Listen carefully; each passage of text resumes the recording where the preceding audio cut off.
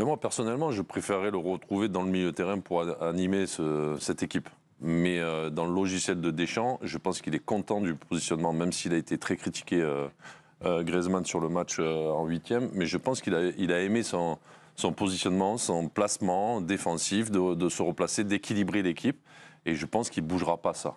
Et à mon avis, il va changer poste pour poste. Et à mon avis, Camavinga, Fofana, je pense que ça sera l'option. Mais selon moi, il ne le remettra pas et moi je le préfère dans le milieu. Mais bon. Donc vous aimeriez dire oui, mais ça sera non. Je pense que ce sera non. Ok. On va aller voir Bertrand Latour qui connaît son Didier Deschamps par cœur. Bertrand, rebonsoir. Là, on ne parle pas cyclisme. Hein. Patrick est parti, mais on parle football. Mon cher Bertrand, pour vous, et par rapport aux informations peut-être qu'ils vous reviennent ou pas, Didier Deschamps contre la Belgique, est-ce qu'il a enfin trouvé son organisation ? Je sais pas. Je peux pas vous répondre. J'ai pas d'informations en ce sens. Moi, j'ai tendance à imaginer que ce sera Camavinga qui remplacera Rabiot poste pour poste. Ça, c'est ce que j'imagine. Je sais pas si Didier Deschamps n'a pas des réserves sur la capacité d'Antoine Griezmann à être aussi bon dans le cœur du jeu comme il l'avait pu l'être lors de la dernière Coupe du Monde au Qatar. C'est des choses qui ont pu être dites ou écrites. Et pour le moment, le sens de ces compositions d'équipe va plutôt dans ce sens-là, mais moi je vais vous dire, si Griezmann joue pas au milieu de terrain, ce qu'on peut envisager, ce qui est une possibilité, moi je vais peut-être faire hurler, mais je me demande même s'il faut le titulariser en fait.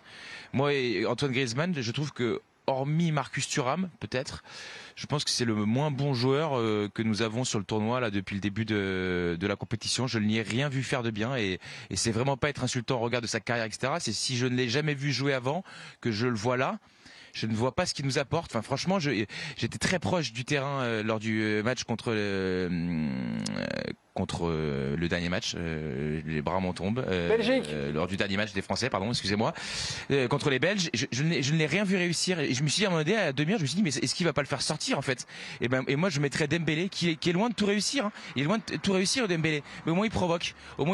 Il provoque des jaunes. Il y a des occasions, des situations. Griezmann, je le vois même plus faire ça. Non, mais après, Bertrand est inquiet. Mais je pense qu'il y a je peux comprendre ce qu'il dit, mais je pense que Deschamps, il a vraiment un besoin d'équilibre de ce joueur-là dans son système de jeu qu'il a mis en place contre les Belges. Et je pense, moi, qu'il est satisfait du match de Griezmann, du côté de Deschamps. Aussi. Et après, c'est vrai qu'il n'a pas ce rendement comme on a l'habitude, mais l'air de rien, quand même, la passe qu'il fait sur le but, tu vois, parce qu'on a dit, oui, c'est... Moi, je trouve que l'action du but, elle est très belle. Bon, après, le but, la finition, elle est très chanceuse, mais je veux dire, tu vois, le ballon qui vient dans l'axe, et tu sais pas trop où il va la mettre sans regarder, il la met à Koundé, je crois. C'est Koundé, ouais. Koundé, après, met à Kanté, et ça reprend. Ce genre de passe, je sais pas s'il y en a beaucoup qui savent le faire, quoi. Et même si c'est rien, on va me dire, oui, c'est juste ça, on va pas te défendre là-dessus. Je le défends pas, parce que je suis d'accord avec tout ce qui est dit jusqu'à présent, offensivement. Mais après, dans le replacement, il est là. Ça voudrait dire en je plus pense que qu'il a aimé la relation avec tu bouscules après le reste. Oui, et l'air de rien. On l'a dit hier, l'air de rien. Non, mais on l'a dit hier, l'air de rien. Koundé, il a fait un vrai match d'arrière droit, moderne, c'est-à-dire très très fort défensivement, parce qu'on n'a pas vu Doku, et offensivement, il a amené aussi. Et je pense que c'est pas anodin qui Griezmann. La problématique que le Portugal pose sera la même que les Belges. C'est-à-dire qu'on a Léao à la place de Doku et puis le latéral, je sais pas quel était le... Non, la différence... Il y aura Mendes. Et puis la différence... Mendes et Léao. Non, mais la différence, c'est que Nuno Mendes, Léao, ça va très vite devant et tout. Il va falloir défendre. Mais ça avait le cas aussi contre les Belges. Doku, il a passé sa vie à défendre. Oui, mais enfin, ils avaient décidé de jouer tellement bas, les Belges. Mais là, je suis d'accord sur les Belges, je parle. Mais non, ce sera pas... Portugal, je pas certain. Mais ce qui était intéressant, effectivement, avec Griezmann, c'est qu'il a ouvert la porte, ce que fait pas Dembélé. Ça, c'est vrai. C'est que Dembélé, Koundé, qu'est-ce qu'on a dit ? On dit que Koundé, il monte jamais, mais Koundé, il ne pouvait pas monter. Alors que Griezmann, il a quand même cette capacité, cette intelligence à se déplacer vers l'intérieur du jeu et d'ouvrir la porte. Mais là, vous faites marquer des points au camp d'en face. Attention. Non, mais là c'est terminé. Il y a eu l'argument du président. Juste une petite question. Peut-on être champion d'Europe en marquant si peu ? Et ce qui nous renvoie à notre question sur Griezmann, qui fait souvent le lien. Peut-on être champion d'Europe en marquant si peu ? Non, pourquoi ? On n'aura pas toujours on va finir par faire 0-0 et être battu au tir au but. Non, on ne pourra pas continuer à gagner des matchs avec un but comme ça de Raccro à la 85e. Mais si, rappelle-toi, le Portugal, quand ils sont champions d'Europe, je crois que les 3 matchs de poule, ils font Oui, 3 nuls. 4 matchs nuls. Ils ne gagnent pas un match. 3 et 3, 0-0. Non, pas 3-0. Non, il y a un. Ils font un 3-3. Ah bon? Ah, pardon. Mais Déjà, les matchs de poule, c'est 3 matchs. Les poules à 4 matchs, ça n'existe pas. Pardon, c'est dans votre esprit. Ils ne gagnent quasiment pas un match. Un œuf, 2 œufs. Portugal. Les Portugais. Ils ne gagnent pas, ils font 3 nuls. Ils se qualifient en faisant 3 nuls. Non, mais après, ils font des nuls aussi. Mais ils ne gagnent pas un match dans contre le la France, ils gagnent après prolongation. C'est-à-dire qu'on peut. Alors, bien sûr que c'est pas l'idéal. Mais si tu es hyper solide derrière, si tu prends pas de but, on ne sait jamais ce qui peut se passer sur une compétition comme ça. Et quitte à aller au tir au but. 6 buts pour le Danemark en 92, mais une compétition à 5 matchs. 6 buts également pour l'Allemagne en 80, mais il n'y avait à l'époque que 4 matchs. Et l'Espagne en Coupe du Monde. Et l'Espagne en Coupe du Monde, quand ils gagnent la Coupe du Monde, ils gagnent pas. Du Sud. Ils marquent pas tant de buts que ça. Ils gagnent beaucoup de matchs par 1-0. Ouais, ils marquent très peu. Alors que c'est une équipe exceptionnelle. L'équipe de France va finir par cadrer quand même. Oui, c'est ça. Et là, on ne marque pas en plus. Alerte C'est même pas générale. des joueurs. Antoine Griezmann a donné une interview au diffuseur TF1. Qu'a-t-il dit, on va dire, peut-être sur son nouveau positionnement, en tout cas sa place occupée hier contre la Belgique? Il a dit que c'est un nouveau poste pour un nouveau match. Je suis un soldat du coach. Le coach peut toujours compter sur moi, sur n'importe quelle position. Je ne suis pas un ailier qui va faire des 1 contre 1, mais qui va chercher les espaces dans l'axe. Au Qatar, j'étais dans le cœur du jeu. En 2016 et 2018, j'étais presque 2e attaquant. Là, on essaye de trouver la clé. Je finis en ailier droit. Au lieu de toucher 100 ballons, j'essaye d'en toucher 30, 40, très bon. Ok. J'ai l'impression que finalement, Didier Deschamps, sa réflexion, peut-être ça peut d'ailleurs arriver qu'un joueur puisse évoluer, mais moi, la réaction, on va dire, un peu spontanée après le match contre la Belgique d'Antoine Griezmann, elle était un peu de nature différente. Je pense qu'en régie, vous l'avez gardé, c'était hier, après la qualification, les Bleus étaient qualifiés. Antoine Griezmann était plutôt ravi. Je ne l'ai pas de tête, mes amis, donc je peux parler, je peux meubler en regardant la caméra, mais si vous ne trouvez pas, évidemment, cette citation, eh bien, mettez-la, s'il vous plaît. Voilà ce que je vous demande. Merci beaucoup. Voilà, hier, j'ai bien mangé, j'ai bien bu, mais si vous n'avez toujours pas la réflexion, je ne sais pas si, à la régie, on m'écoute. La petite... Si, ah ben voilà, c'est bon, merci beaucoup. J'ai appris ce matin que je jouerai à droite. Je m'adapte. Si je l'ai vécu comme un sacrifice, non. Et il dit, ce serait mal repris ou analysé. Il faut le comprendre comme ça. Si je dis ça, le coach m'a dit de jouer à droite. Je ne lui demande pas pourquoi. Il sait où j'aime jouer. Je sais où j'aime jouer. Bon, 24 heures sont passées. En gros, c'est pas là, quoi. Non, Bertrand Latour. Bertrand. Dans cette phrase, c'est les premiers mots. J'ai appris ce matin que je jouerai à droite. Bertrand Latour. Moi, je suis sûr. Bertrand, on vous écoute.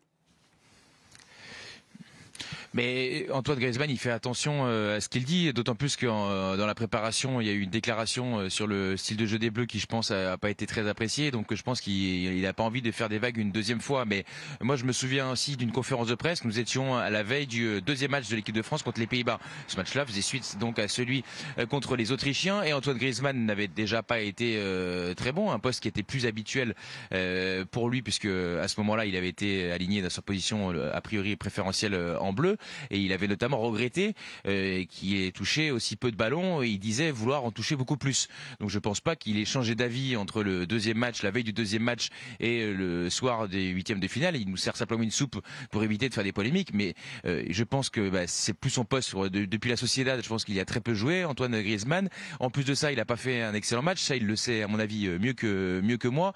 Donc je pense pas qu'hier il était pleinement satisfait de là où il avait été utilisé et du contenu qu'il avait pu fournir, de mon point de vue. Et encore une fois, en m'appuyant aussi un peu sur ce qu'il avait pu nous dire précédemment. Bertrand, une question qui me vient à l'esprit, c'est, on va dire, un peu le fait stratégique de ce match contre la Belgique.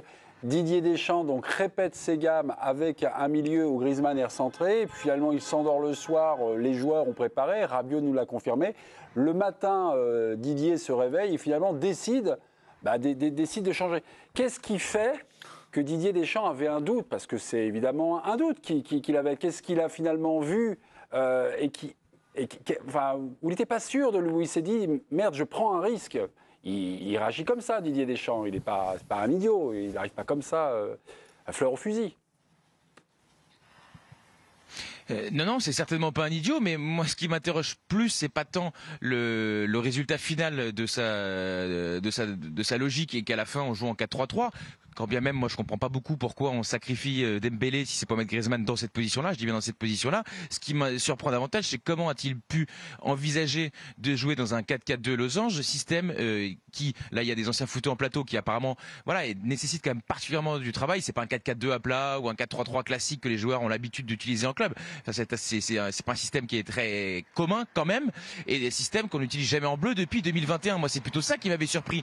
Alors une des hypothèses, c'est peut-être d'avoir voulu brouiller les cartes, enfin, brouiller les pistes, parce que je sais qu'il est quand même très fâché. Il dit le contraire, mais des fuites qu'il y avait eu les fois d'avant, et il dit qu'il considère que les adversaires savent toujours comment on va jouer, un peu à cause de nous, et que eux savent jamais comment ça va se passer, et que bon là évidemment ce qui a fuité c'est le 4-4 de losange et pas le 4-3-3. Mais hormis ça, je vois pas ce qui a pu le guider à vouloir prendre ce chemin pour au final changer d'option en fait.